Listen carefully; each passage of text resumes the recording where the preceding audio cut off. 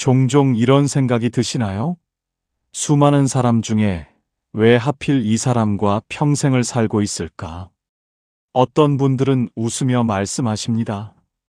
전생의 원수라서 이렇게 만났다고요. 부처님께서는 자바함경에서 이런 말씀을 하셨습니다. 넓고 넓은 바다 깊은 곳에 눈먼 거북이 한 마리가 살고 있다.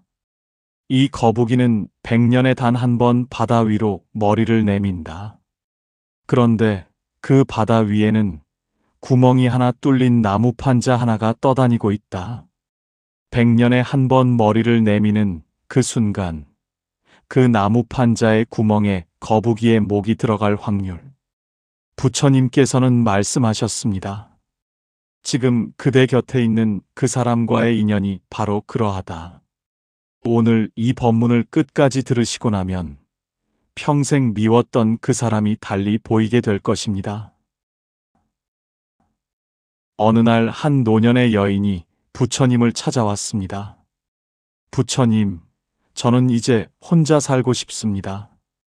남편이 어찌나 성질이 고약한지, 또 고집은 어찌나 센지, 함께 있으면 늘 싸우게 됩니다. 그 고약한 성질을 평생을 참았는데, 이제는 더 못 참겠습니다. 부처님께서는 잠시 눈을 감으셨습니다. 그리고 천천히 말씀하셨습니다. 전생의 이야기를 들어보거라. 전생에 그대는 무관이었다. 그대 밑에 충직한 병사가 있었는데 전투에서 큰 공을 세웠다. 그런데 그대가 그 공을 가로채 자신의 것으로 만들었다. 억울함을 호소하던 그 병사는 결국 누명을 쓰고 쫓겨났다. 그리고 평생 분노를 품고 살다 죽었다. 여인은 놀라 숨을 멈췄습니다. 부처님께서는 조용히 이어 말씀하셨습니다.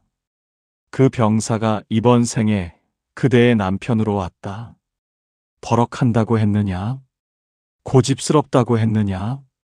전생에 그대에게 억울하게 짓밟혔던 그 분노가 이번 생에 몸에 새겨진 것이다.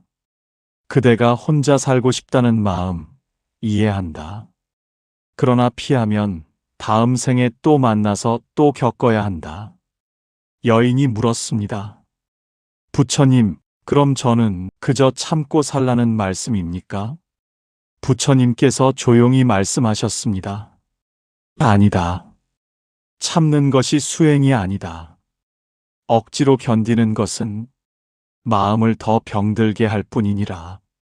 화를 많이 내는 자를 두고 그저 성품이 거칠다 하지 말라.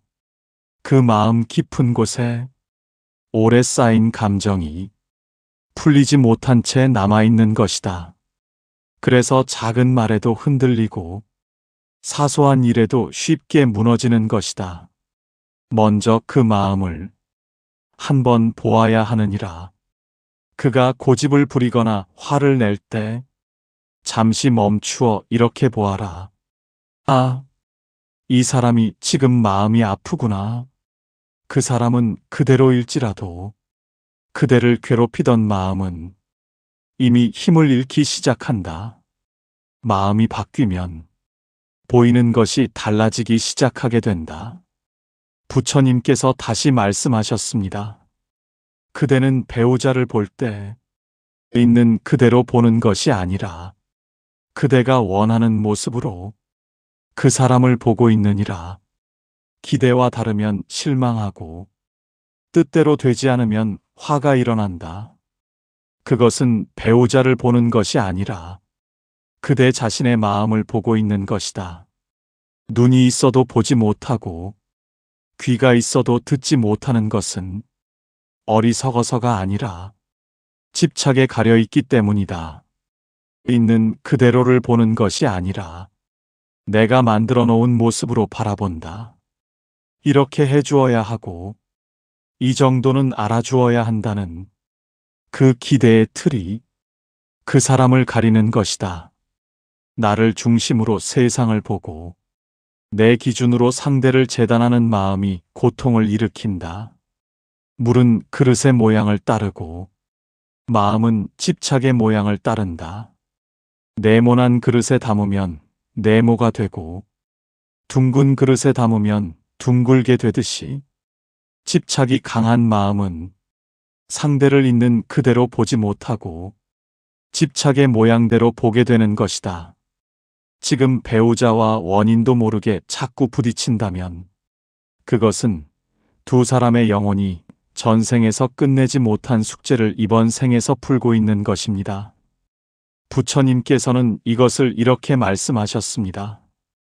배틀에 엉킨 실은 당길수록 더 단단히 조여든다. 그러나 엉킨 자리를 찾아 천천히 풀면 실은 끊어지지 않고 다시 곱게 이어진다. 부부의 갈등도 그러하다. 억지로 당기면 끊어지고 찬찬히 풀면 더 단단해진다. 갈등이 생기면 우리는 본능적으로 당기려 합니다. 내가 옳다고 당기고 상대가 잘못했다고 당기고 먼저 사과하라고 당깁니다. 그런데 실이 엉킨 자리는 당긴다고 풀리지 않습니다. 불이 불을 만나면 더 크게 타오릅니다. 그러나 불이 물을 만나면 꺼집니다. 배우자가 버럭할 때 내가 똑같이 버럭하면 두 불꽃이 만나 걷잡을 수 없이 커집니다. 분노는 반드시 상대의 반응을 먹고 자랍니다. 맞서는 사람이 없으면 분노는 스스로 사그라듭니다. 활활 타는 장작도 더 이상 나무를 넣지 않으면 저절로 꺼지는 것과 같습니다. 법구경에 이런 말씀이 있습니다. 분노는 분노 없음으로 이긴다. 분노를 내려놓고 나면 비로소 그 사람이 보이기 시작합니다. 법당에는 잠시 고요가 머물렀습니다. 여인은 아무 말도 하지 못한 채 그 자리에 앉아 있었습니다. 억울함으로 가득하던 마음이 조용히 내려앉고 처음으로 깨닫게 되었습니다. 남편이 자신을 괴롭힌 것이 아니라 두 사람 사이에 남아있던 오래된 마음이 드러나고 있었음을, 미워할수록 묶이고 이해할수록 풀린다는 것을 말입니다. 이것이 부처님께서 말씀하신 부부 인연의 첫 번째 진실입니다. 지금 그대가 겪는 갈등은 우연이 아니라 과거에 맺은 인연이 지금 이 자리에서 드러나는 것이니라. 전생에 꽃을 팔던 야소다라라는 여인이 있었습니다.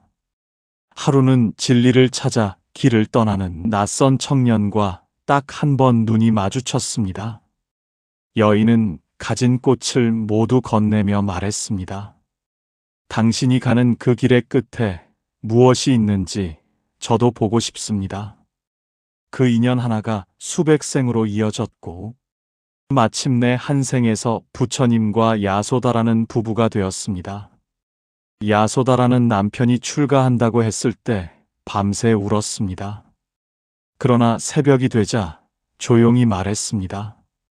가십시오. 그것이 당신의 길이라면. 부처님께서는 훗날 말씀하셨습니다. 야소다라는 나의 수행을 막지 않고 완성시켜준 것이다. 그 여인은 나와 함께 걸었다. 몸은 떨어져 있었지만 마음은 한 길을 걸었다. 그것이 진정한 도반이다. 이것이 부부 인연의 두 번째 진실입니다. 야소다라는 단순히 남편을 이해해준 여인이 아니었습니다. 그 여인은 부처님의 길을 함께 완성한 도반이었습니다. 그렇다면 여기서 한 가지를 더 생각해 보아야 합니다. 과연 도반, 즉 함께 길을 가는 인연이라는 것은 항상 편안하고 따뜻한 존재이기만 할까요? 아닙니다.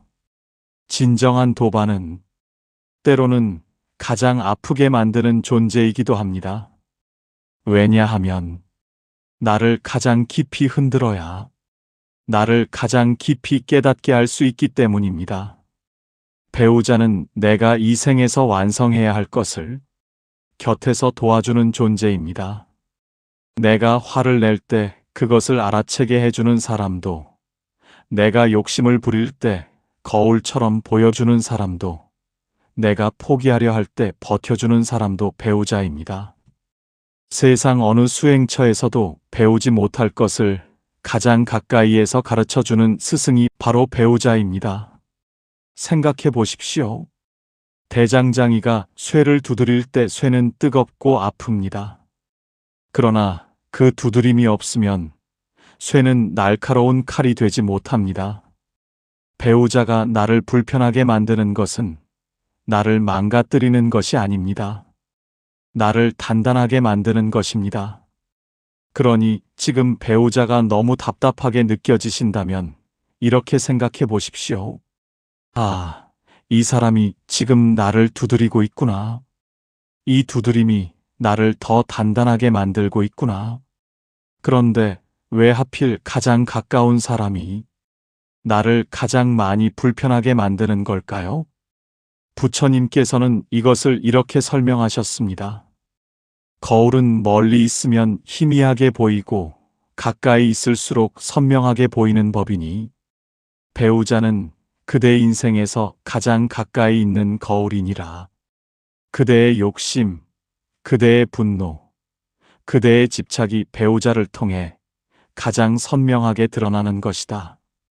그러므로 배우자가 그대를 불편하게 만드는 것이 아니라 배우자가 그대 안에 있는 것을 보여주는 것이다. 생각해 보십시오. 배우자의 어떤 점이 나를 가장 화나게 합니까? 고집스럽다고요? 이기적이라고요? 고마움을 모른다고요? 부처님께서는 말씀하셨습니다.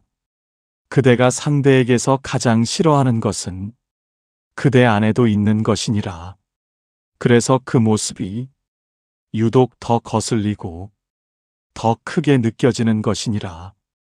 그래서 배우자는 남을 보여주는 사람이 아니라 나를 보여주는 존재이니라.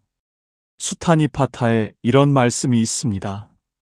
남의 허물은 잘 보이고 자신의 허물은 보기 어렵다.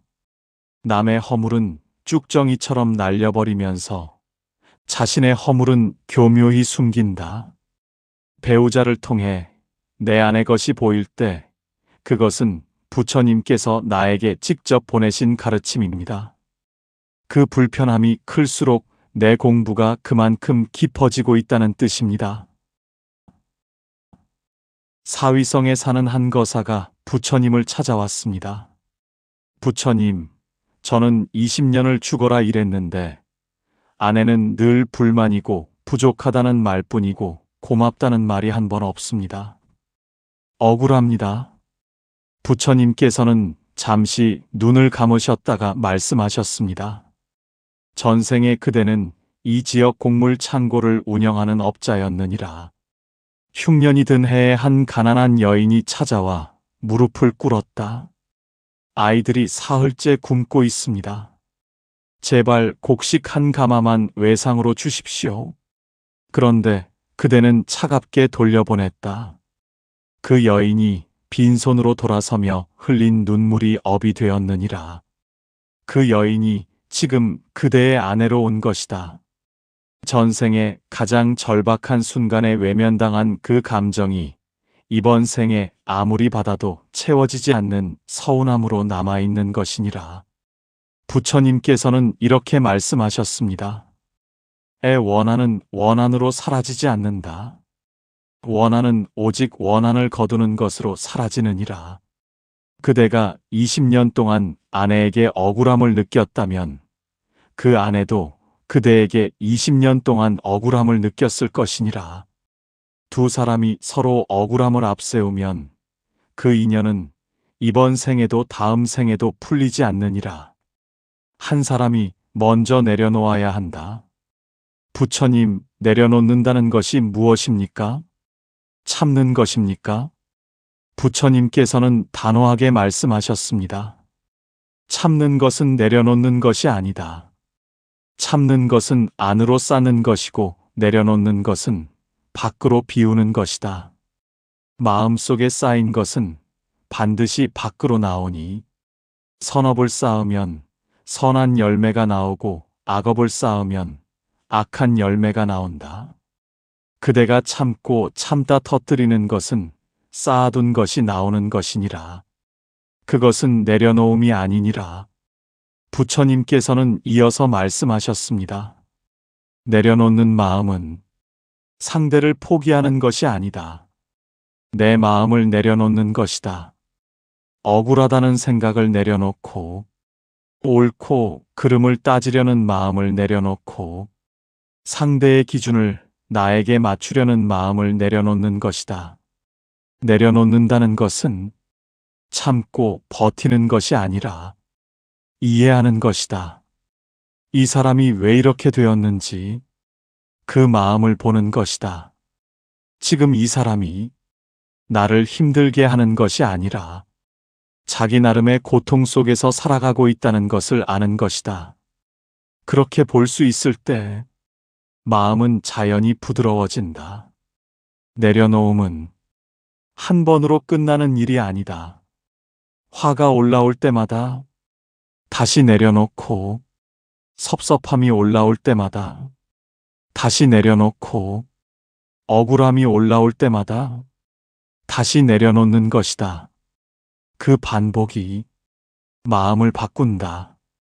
부처님께서는 마지막으로 이렇게 말씀하셨습니다. 상대를 바꾸려 하지 마라. 그것은 고통의 시작이다. 내 마음을 알아차려라. 그것이 인연을 바꾸는 시작이다. 마음이 모든 것을 짓는다. 마음이 부처를 만들고 마음이 번뇌를 만든다. 지금 그대 곁에 있는 그 사람을 어떤 마음으로 보느냐에 따라 그 사람이 그대에게 고통이 되기도 하고 부처가 되기도 한다. 억울하다는 마음으로 보면 그 사람은 평생 그대를 괴롭히는 자가 되고, 감사하다는 마음으로 보면 그 사람은 그대를 성장시키는 스승이 된다. 가시나무 곁에서 자는 자는 가시에 찔리고, 꽃나무 곁에서 자는 자는 향기를 품고 일어난다고 하였다. 그대가 매일 함께 눕고 매일 함께 일어나는 그 사람이 그대에게 가시가 되느냐 꽃이 되느냐는 그 사람이 결정하는 것이 아니라 그대의 마음이 결정하는 것이다. 원망을 품고 잠들면 아침에 눈을 떠도 그 사람이 가시로 보이고, 감사를 품고 잠들면 아침에 눈을 떠도 그 사람에게서 향기가 난다. 20년을 함께 살았다고 했느냐? 그 20년 동안 그대는 어떤 마음을 품고 잠들었느냐? 그 마음이 쌓여 지금의 그대와 그 사람 사이를 만든 것이다. 부처님께서는 더 이상 말씀하지 않으셨습니다. 법당에는 잠시 고요가 머물렀습니다. 거사는 고개를 숙인 채 오래오록 앉아 있었습니다. 무엇을 들은 것인지, 무엇이 풀린 것인지 말로 설명할 수는 없었지만 아내를 바꿔야 한다고 믿었던 마음이 조금 내려앉고 자신의 마음을 처음으로 돌아보게 되었습니다. 사람은 쉽게 바뀌지 않습니다. 그러나 마음이 바뀌면 그 사람은 전혀 다른 모습으로 보이게 됩니다. 그래서 부처님께서는 말씀하셨습니다. 사람을 바꾸려 하지 말고 먼저 자신의 마음을 보라 하셨습니다. 왜 이 사람인가가 아니라 이 사람을 어떻게 보느냐가 인생을 바꿉니다. 오늘 이 법문을 들으신 지금 이 순간 여러분의 배우자가 조금은 다르게 보이기 시작했다면 그것으로 이미 업은 녹기 시작한 것입니다. 지금 곁에 있는 그 사람을 오늘 한 번만 다르게 바라보십시오. 그 순간 그 사람은 더 이상 고통이 아니라 나를 깨우는 인연으로 보이게 될 것입니다. 오늘 법문이 여러분의 마음에 닿았기를 바랍니다. 구독을 눌러주시면 매일 부처님의 가르침으로 하루를 시작하실 수 있습니다. 좋아요는 이 법문이 더 많은 분들께 전해지도록 돕는 보살행입니다. 감사합니다.